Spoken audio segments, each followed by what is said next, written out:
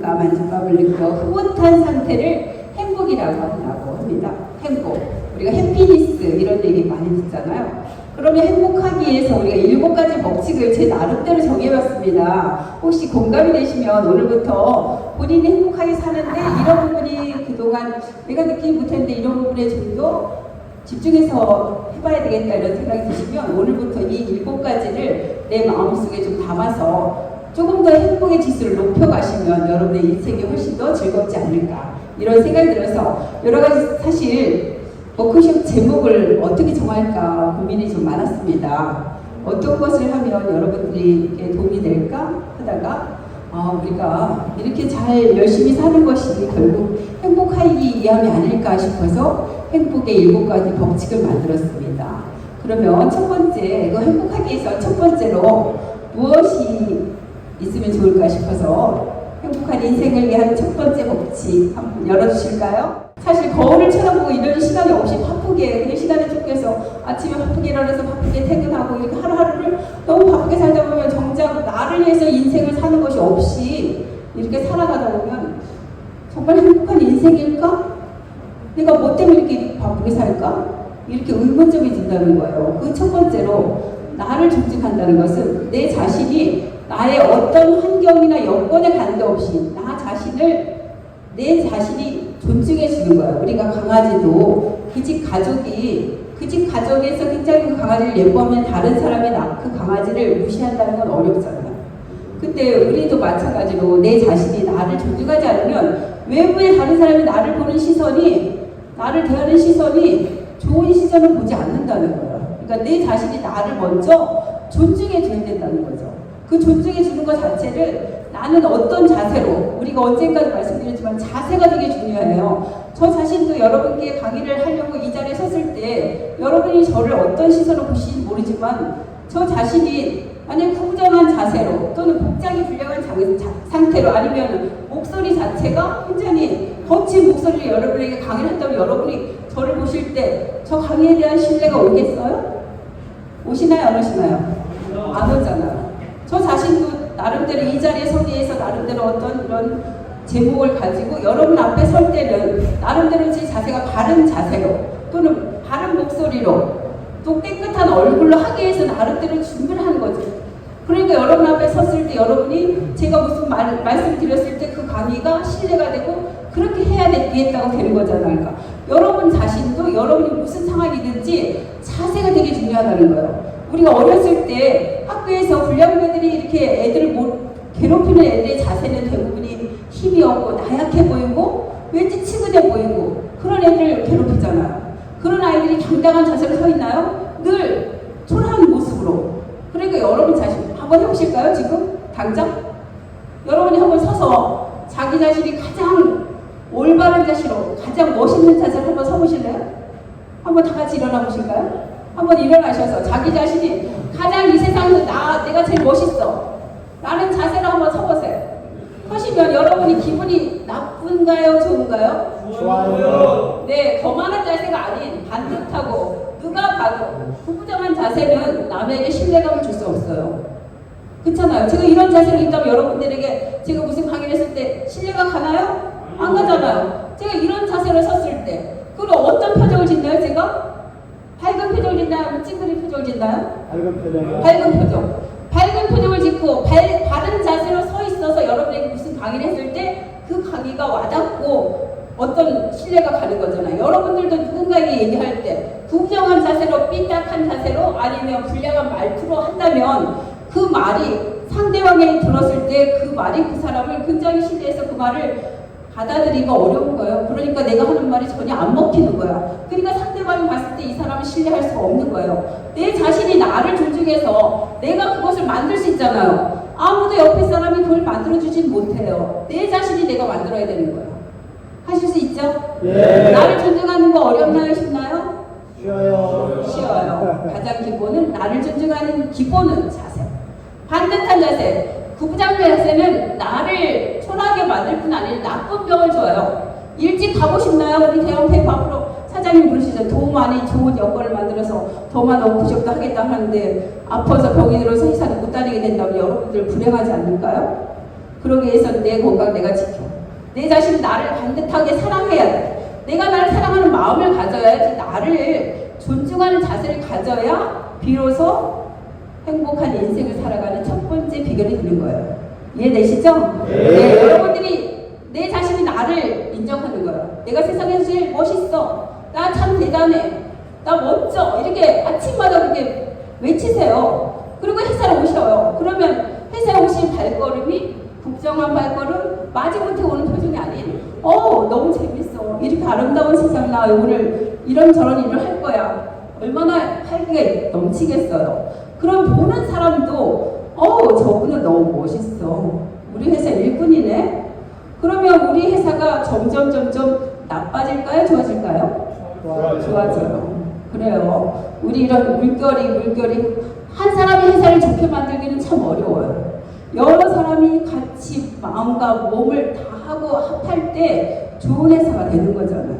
여러분이 진정한 자기를 사랑하는 마음에서 비롯돼야 정말 행복도 오고 회사도 행복해지고, 그러면 우리를 통해서 주변 사람들이 저 회사는 참 뭔가 달라. 그러면 그분들도 우리를 닮아가면 이 세상이 아름다워지지 않겠어요? 여러분이 그런 역할을 하시는 분들입니다. 나를 어떻게 하라? 존중하라. 그래요. 나를 존중하기 1번입니다. 네, 이제 앉으셔도 됩니다. 두 번째는 그러면 나를 존중하기가 1번으로 우리가 됐어요. 자신을 믿고 자신을 존중하고 자신을 사랑하는 마음을 가졌는데 자신만 너무 존중하고 자신만 너무 사랑해. 그러면 두 번째 법칙은 나에서 조금 더 확대될 필요가 있지 않겠어요? 우리가 여기 워크숍에 왔는데 나 혼자 왔어. 누가 말할 사람이 없어. 누가 내 노래 나 너무 노래를 잘해. 나 너무 강의를 잘해. 그렇지만 들어줄 사람이 없어요. 그 강의가, 그 노래가 과연 들어줄 사람이 없는 강의가 멋진 강의가 될 수 있나요? 들어줄 사람이 있고 들어줄 많은 사람, 말할 친구가 있어야 좀 더 행복한 인생으로 살아가는 비결이 되는 거예요. 행복한 인생의 두 번째 법칙은 나에서 어떻게 된다? 우리로 확대하는 거예요. 내 중심에서 살다가 나를 너무 존중해. 나를 존중하면 옆에 사람을 존중해줘야 되는 거 아니겠어요? 옆에 사람 나를 너무 존중해. 아까 바른 자세로 좋은 목소리로 하는데 나만 생각하기는 어렵게 되잖아요. 내가 너무 나 자신을 존중한 사람을 되면 내 옆 사람도 존중해주게 되는 거예요. 우리가 인생의 법칙, 마태의 법칙이라고 그러잖아요. 남을 내가 그렇게 대접하고 싶으면 남도 어떻게 해라?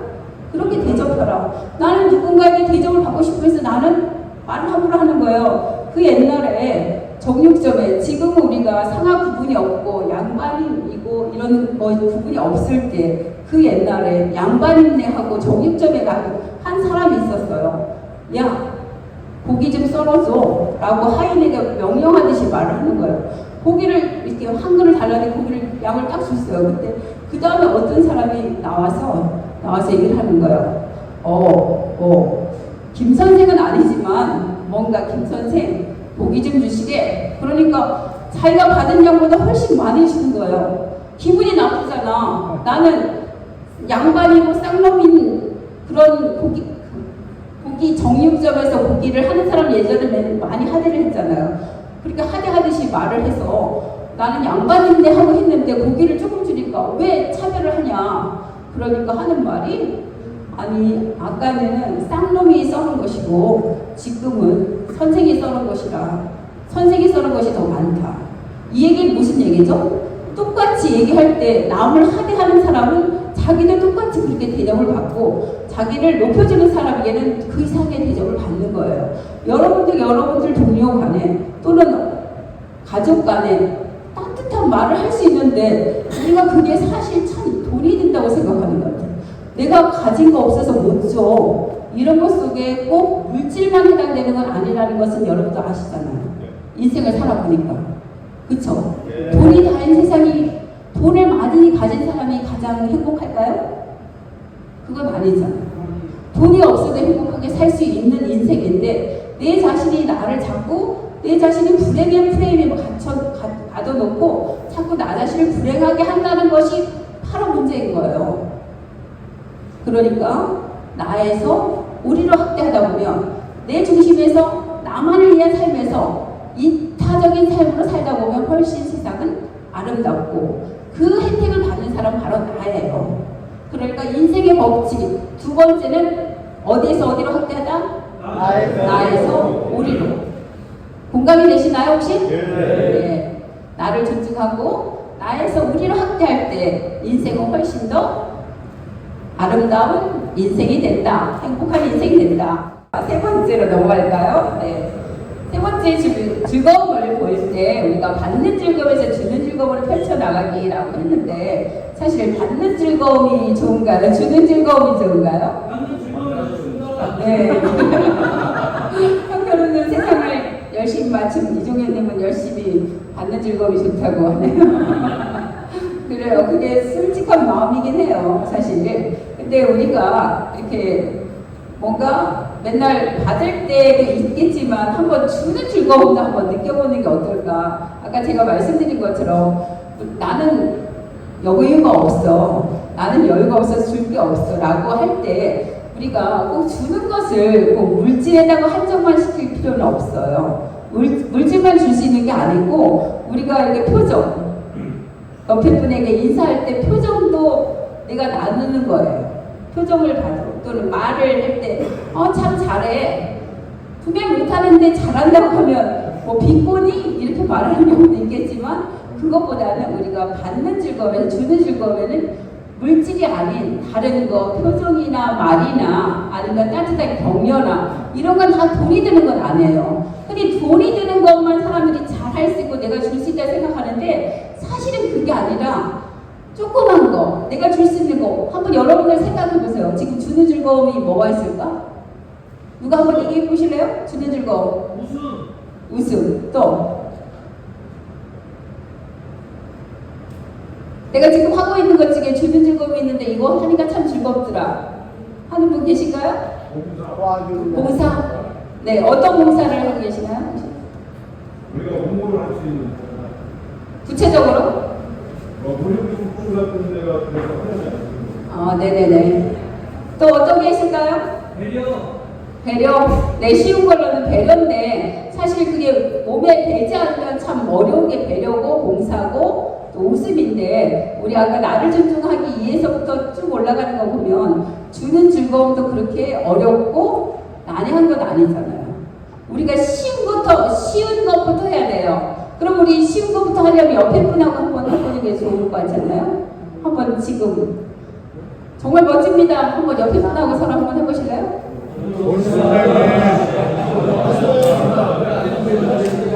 멋있습니다. 멋있습니다 하는데 눈빛이 다른 데가 있으면 돼요? 안 돼요? 안 돼요. 안 되죠. 눈빛이 어디로 가 있어요? 상대편 눈에 가야지. 우리가 연기자들이 연기를 할 때 쟤 왜 이렇게 연기 못해?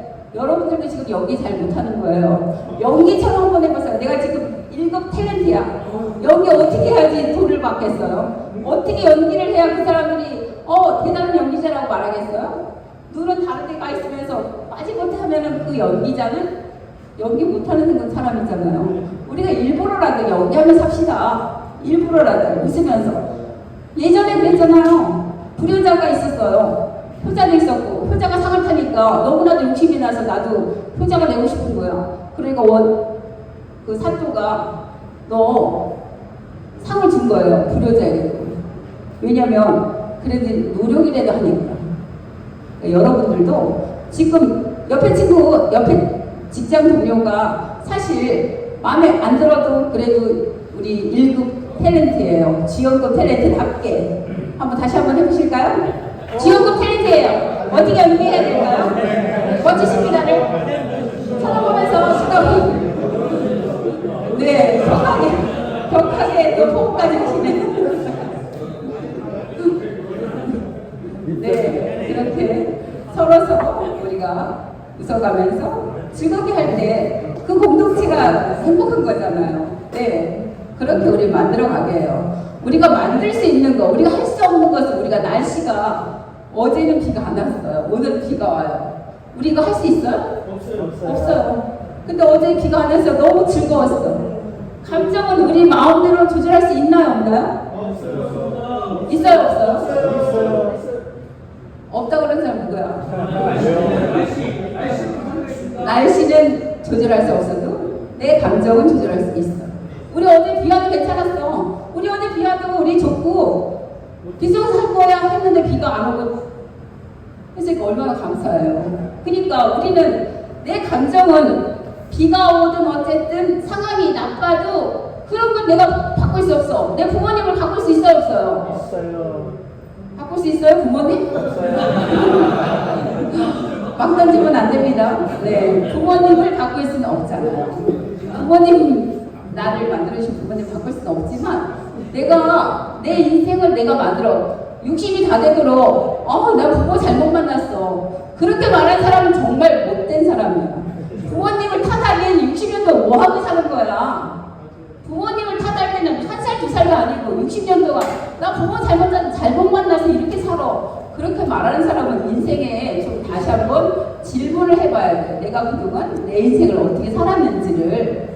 그러지 않을까요? 네. 30대, 40대도 내 인생을 내가 부모님이 해준 거 없어서 나 이렇게 살아. 그렇게 하는 것은 내 인생을 내가 만들어야지. 언제까지 인생을 탓합니까? 언제까지 흙수저라고 흙을 파다 보면 흙에서 뭐가 나오기를 거기서 보물이라도 찾으려고 노력하지 마시고 내 인생은 내가 개척해야 됩니다. 내 인생을 어떻게 살았는지 어떻게 태어난 거에 대해서 너무나도 그것을 탓하기 이전에 내가 정말 잘 살고 있는지 내가 정말 바람직하게 살고 있는지 내가 부모로서 내 자식들에게 정말 잘하고 있는지를 점검하는 게 훨씬 빠른 거예요. 내 부모님을 탓하기 이전에 60평생에 나 부모가 나를 이렇게 키워서 나는 이렇게밖에 못 살아 라고 말하는 것은 나를 너무 나 자신을 부정의 프레임에 맡겨놓는 거예요. 이제는 그렇게 하지 맙시다 우리. 네. 그렇게 하실 거죠?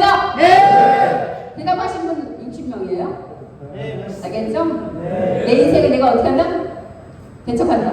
날씨랑 부모는 바꿀 수 없어도 내 인생 내가 어떻게 한다? 만들어간다. 내 기분 내가 조절할 수 있잖아요. 짜증이 나잖아요. 짜증은 안 내는 건 내 마음이에요. 옆에서 엄청 뭐라 그래. 근데 웃으면서 답해봐요. 그 사람이 얘가 미쳤나봐. 얘 또라이 아니야? 안 건드려요. 근데 똑같이 그 사람 짜증내는데 더 화를 내면 계속 건드는 거예요. 그러니까 뭐라고 짜증내도 어떻게 한다? 웃는다. 연기자니까 우리 최고의 탤런트 되려면 어떻게 해야 돼? 최고의 탤런트들 돈 안 줘요? 주잖아요. 누군가가 돈을 주겠지. 지금 당장은 안 주더라도. 그러니까 상황이 어떨지라도 어떻게 한다? 그래요. 웃어보실래요? 그래요. 우리가 하루에도 웃지 않는 인생은 잘못된 인생이에요. 우리 오늘 며칠 거 웃는 거죠? 어제 오늘? 한 달 거? 한 1년 거? 몰아서 웃지 마시고 매일매일 어떻게 한다? 매일매일 스마일 만들 수 있잖아요. 매일매일 어떻게 한다? 네, 제가 아까 미리 팬클럽 몇 번 뿌려놨어요. 그래서 대답을 잘 하시는 거예요. 우리가 유명 가수들도 팬클럽 꼭 데리고 다니잖아요. 저도 마찬가지로 몇 분 미리 응원 안 해주면 안 된다고. 그렇게 해서 오늘 호응이 너무 좋네요. 괜찮으신가요? 네. 재밌으신가요? 네. 네. 저도 여러분께 이렇게 강의를 하는데 여러분께 마음이 담기지 않은 상태에서 마지못해서 한다면 그 강의가 여러분에게 마음에 닿지 않을 거 아니에요. 저도 행복한 인생을 사는데 한 가지가 제가 잘하는 것을 여러분에게 조금 전하고 싶어서 하는 거예요. 제가 인생을 사는 것이 여러분이 보시기에 저 인생 괜찮게 사는 것 같아 라고 하면 저처럼 한번 해보실래요? 저는 저희가 아까 사장님이 말씀하신 것처럼 저희가 그래도 열심히 사는 모습이 행복해 보였으면 여러분도 그렇게 우리가 인생의 롤 모델이라는 것이 있잖아요. 그렇게 하면 인생이 행복하겠다라고 하면 하는 거예요. 롤 모델이 있는데 나는 이렇게 해서 안 해가 아니라 한번 해보는 거예요. 한번 해보자. 네. 그쵸? 우리 세 번째까지 우리가 첫 번째 뭐라 그랬죠? 남 존중하고 두 번째? 아이고. 세 번째? 네, 그러니까 세 번째 즐거움도 받는 거, 내가 주는 것이 있고 어떤 물질이 아니라 가족 간에도, 우리가 가족 간에도, 형제 간에도, 직장 동료에게도 내가 줄 수 있는 걸 찾아보는 거예요. 찾아서 내가 줄 수 있는 걸 주는 거예요. 그렇죠? 제가 잘할 수 있는 걸 여러분들에게 하잖아요. 그런 것처럼 여러분도 본인이 잘하는 재능, 오늘 우리 BTS, 미얀마 BTS도 본인들이 잘하는 노래를 했잖아요. 그런 것처럼 본인들이 못하는 걸 자꾸 자책할 것이 아니라 본인이 잘하는 거, 우리 박정수님 어제 족보 엄청 잘하시는데 본인이 잘하는 걸 계속해서 자기의 역량을 키우는 거예요. 근데 내가 이것이 회사에 뭔 필요가 있을까 하는데 이게 다 필요하더라고요. 우리가 살아갈 때 내가 잘하는 것을 계속 옆에 사람에게 전할 때 그 공동체는 훨씬 따뜻하고 건강한 공동체가 되는 것 같아요. 그러니까 본인들이 잘하시는 것을 지금 이 순간보다 더 열심히 잘하셔서 우리 회사에 또 하나하나 빛나는 인생, 반짝반짝 빛나는 인생 되셨으면 좋겠습니다. 그럼 네 번째로 넘어갈까요? 네, 네 번째는 뭘까요? 네, 먼저 웃으면 인사하기. 먼저 웃으면 인사하기. 다 이렇게 하고 계시죠? 네, 너무 쉬운 걸 제가 너무 쉬운데 하고 있는데 다시 한번 우리 반복 학습이라는 게 있잖아요. 내가 먼저 손 내미는 사람이 되자. 근데 인사를 하는데 본능만능 또는 인사를 듣지도 못하게 이 사람 인사의 줄을 모르게 하면 안 되잖아요. 인사를 정중하게 하고 우리가 내가 먼저 손을 내밀어야 내가 저 사람이 나를 볼 때마다 인사해 안 해. 그래서 나도 안 할 거야가 아니라 내가 먼저 인사하는. 제가 이 자리에 설 수 있었던 것도 저는 먼저 인사하는 사람이었던 것 같아요. 어릴 때부터. 제가 이남 이녀 중에 세 번째인데 언니 있고 오빠 있고 저 있고 제 남동생이 있는데 세 번째 여자라 제가 그때 당시에 약간 아들이 좀 대우받는 시대라 제가 세 번째로 딸이 태어났을 때 부모님이 되게 서운해 하셨다고 그러더라고요. 서운해 하셨는데 제가 어릴 때부터 약간 세 번째 딸도 아닌, 그러니까 아들이 아닌 세 번째로 태어난 딸이라서 굉장히 나름대로 어릴 때부터 사랑받는 비결을 알지 않았나 이런 생각이 들었어요. 왜냐면 어렸을 때 무슨 이유였는지 모르지만 많은 혜택을 받았던 것 같아요. 왜냐면 세 번째 딸로 태어나서 굉장히 부모님이 서운해 하셨는데도 제가 이 자리에 설 수 있었던 것도 어릴 때부터 뭔가 세상을 사는 비결, 사랑받는 비결을 알았나? 지금 돌이켜 생각해보면 그럴 때 제가 그 중에 하나가 인사였던 것 같아요. 어른들에게 엄청 인사를 잘했어요. 어른이고 아이고 할 거 없이 제가 먼저 인사를 잘해서 그리고 밝게 웃으면서 인사를 하니까 기회가 많이 오더라고요. 여러분도 혹시 내가 뭔가 상황이 됐을 때 내가 내 표정을 아까 우리가 거울을 보고 내 표정을 봐야 되는 거예요. 사진을 찍었어. 너무 못 나왔어. 못 나온 게 아니라 얼굴 그대로 나올 수도 있는 거예요. 내 표정을 평소에 내가 거울을 보면서 자꾸 연습할 필요가 있는 거예요.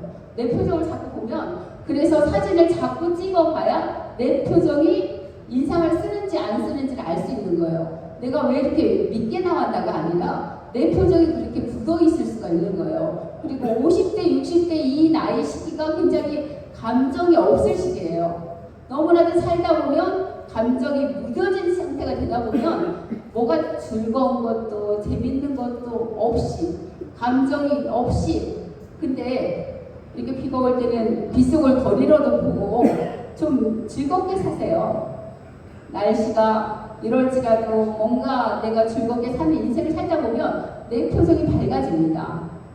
그러니까 그렇게 내가 먼저 인사하는 우리도 인사 한번 해볼까요? 행복한 인생 우리 5가지 법칙 뭐죠? 한번 읽어볼까요? 네 노래 그러면 저는 취미생활 할 것 같아요? 안 할 것 같아요? 할 것 같아요. 뭐 할 것 같아요? 여러분 수영을 생각하겠습니다. 수영 제가 물찬집이에요. 언제 동영상 보여드리겠습니다. 깜짝 놀라실 거예요. 보기보다 잘하네 이렇게.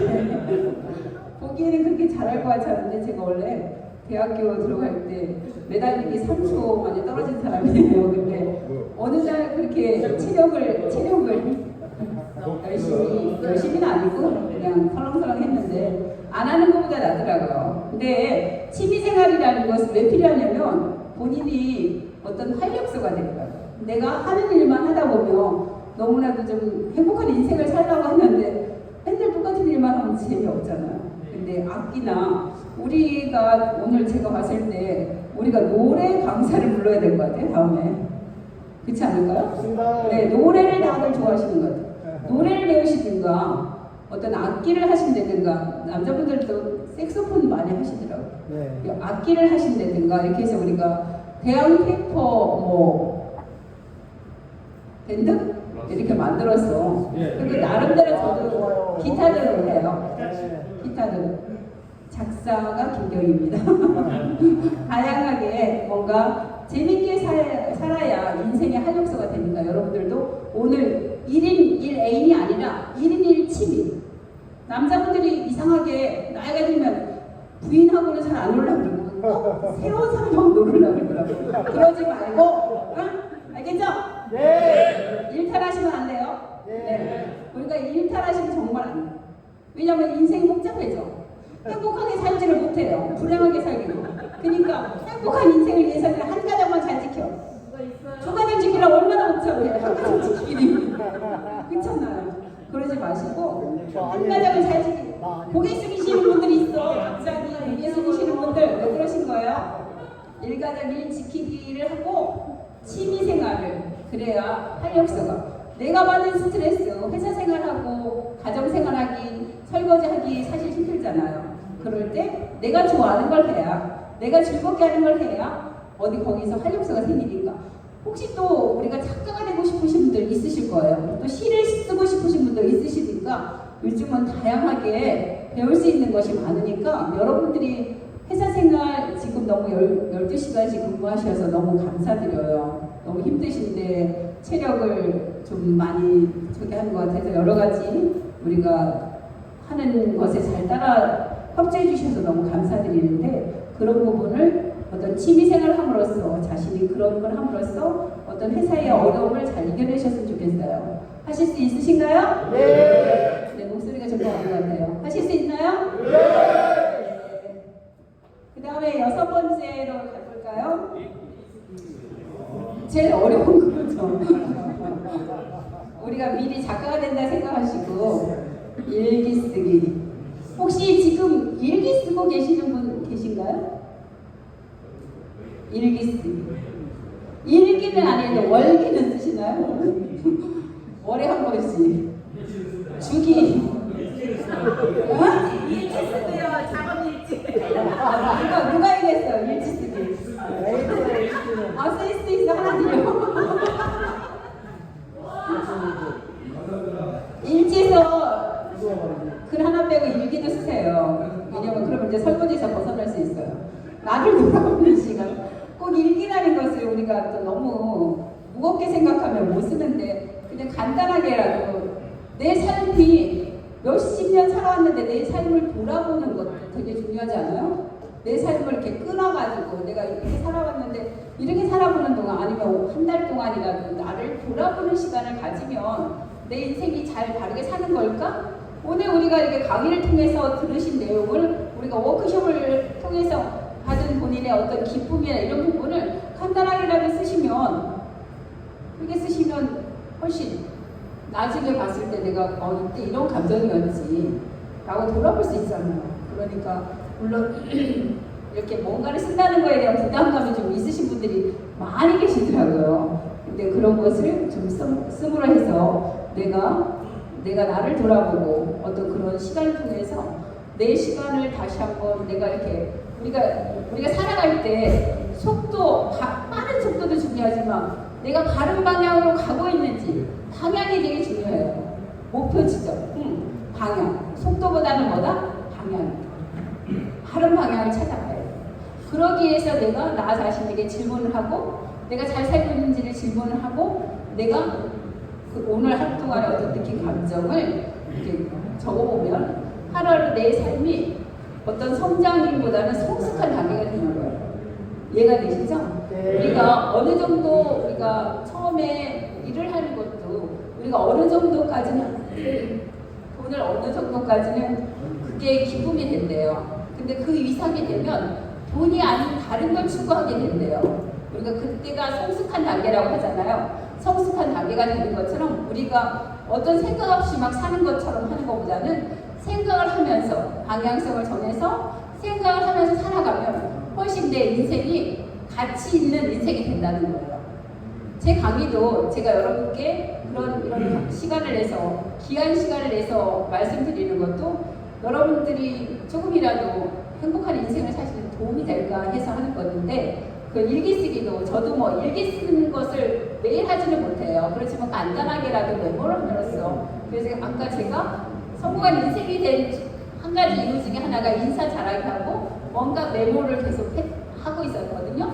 그런 것들도 하고 있으니까 저도 해보니까 그런 부분이 너무 좋으니까 여러분에게 보내드리는 거니까 여러분들도 그런 부분을 한번 쓰다 보면 우리가 대학 페이퍼로 오시면서 여러 가지 감정 우리가 회사에서 강요 이렇게 말씀드리는 것은 회사 외적에서 그러니까 내적으로 근무 시간에 여러분에게 말씀드리는 것은 뭐 그런 여러 가지 수치나 이런 걸 말씀드리지만 대외적으로 우리가 비전 워크숍을 통해서 늘 말씀드리는 것은 바른 인생을 바르게 잘 살고 건강하게 살자 이런 인생을 주문하는 거잖아요. 우리가 그렇게 살아가기 위해서는 이런 부분을 하나하나 체크해 가면서 사시면 훨씬 더 여러분이 행복한 인생으로 가는 기차를 타실 수 있습니다. 마지막 7번째 법칙 우리 한번 읽어볼까요? 감사의 마음으로 살아가게. 어제보다 나은 나를 만들어가기. 네, 감사. 지금 여러분 제일 감사한 마음이 드시는 게 뭘까요? 지금 이 자리에서 생각나시는 감사가 있다면? 하나님께서 저희들한테 좋은 말씀을 연출될 것 같은 답이네요. 네. 아까 제가 좀 미끼를 던져가지고 그렇게 답이 나오네요. 네, 감사는 참 감사라는 것은 제가 예전에 한번 강의 중에 그런 말씀 드린 적이 있는데 오프라인 폴이라는 아주 미국의 유명한 명연설가라고 할 수 있고 굉장히 뭐 세계 영향력이 있는 여성 중에 한 명이라고 하는데 그 사람이 어릴 때 굉장히 가난하게 살고 또 미혼모로 하고 굉장히 그 사람만큼 불행한 사람이 없어요. 흑인이잖아요. 혹시 오프라인 폴이 한번 찾아보시면 있을 거예요. 근데 너무나도 미혼모고 또 사생활을 또 잃고 하여간 그 10몇 살이 굉장히 불우한 환경을 가지고 세상에 어려움 다 겪었는데 그때 어느 날 아빠가 오프라인풀을 찾아와서 너 더 이상 거기서 힘들지 말고 나를 따라와서 내가 하라는 대로만 하라 그런 거예요. 그래서 뭘 하라 그러냐 그랬더니 하루에 감사거리 5가지만 찾아서 써라 라고 얘기를 하는 거예요. 근데 걔처럼 인생이 힘들고 복잡한 사람도 없는 상황에서